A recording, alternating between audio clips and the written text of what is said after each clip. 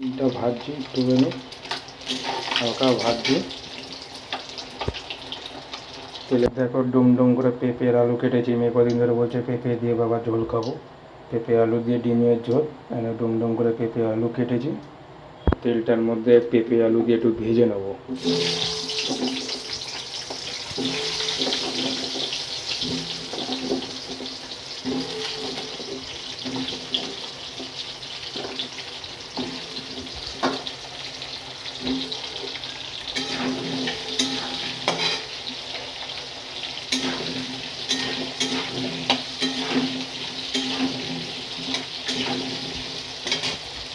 পেঁপে আলু ভাজা হোক।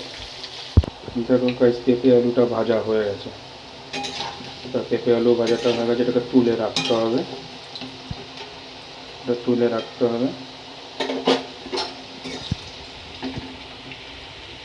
এর মধ্যে একটুখানি গোটা জিরা ফোড়ন দেবো, তাহলে টেস্ট ভালো লাগবে।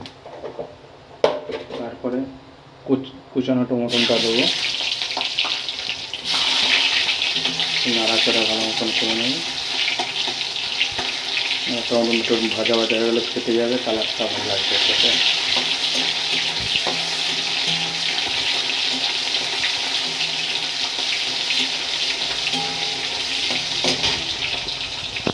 একসাথে আমি জিরা, আদা, রসুন আর পেঁয়াজ বেটেছি এর মধ্যে দিয়ে দিলাম কড়াইতে।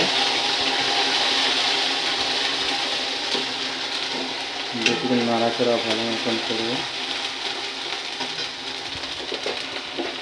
তার পরিমাণ মতন একটু নুন দেবো,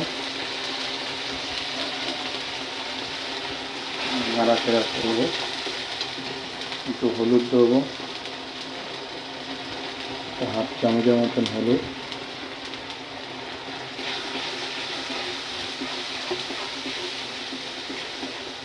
হলুদটা দেওয়ার পরে একটু যদি কালার আসে, তো একটু কালার আসবে, একটু চিনি দিতে হবে। একটু চিনি দেবো এর মধ্যে, তাহলে একটু কালার আসবে।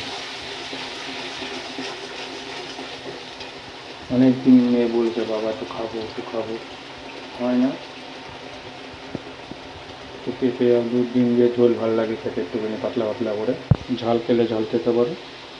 আমি এখানে 1 চামচের মতো লঙ্কার গুঁড়ো আর একটু লঙ্কার গুঁড়ো দিলাম এর মধ্যে।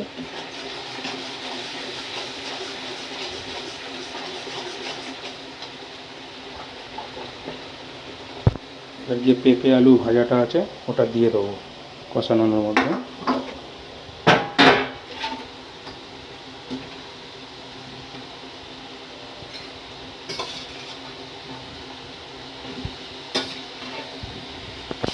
ভালো মতন একটু কষাতে হবে।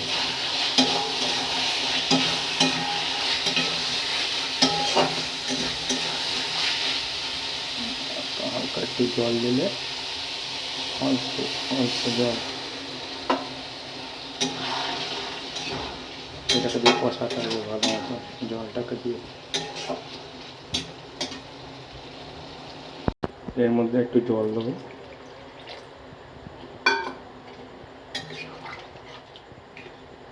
জল দিয়ে এর মধ্যে ডিমগুলো দিয়ে দেবো।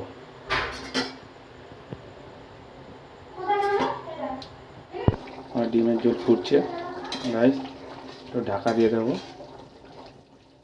এই ভাইটাকে একটু লাইক করো, একটু কমেন্ট করো, একটু শেয়ার করো। ঢাকা দিয়ে রাখলাম, তো গ্যাসটা কমিয়ে দিলাম।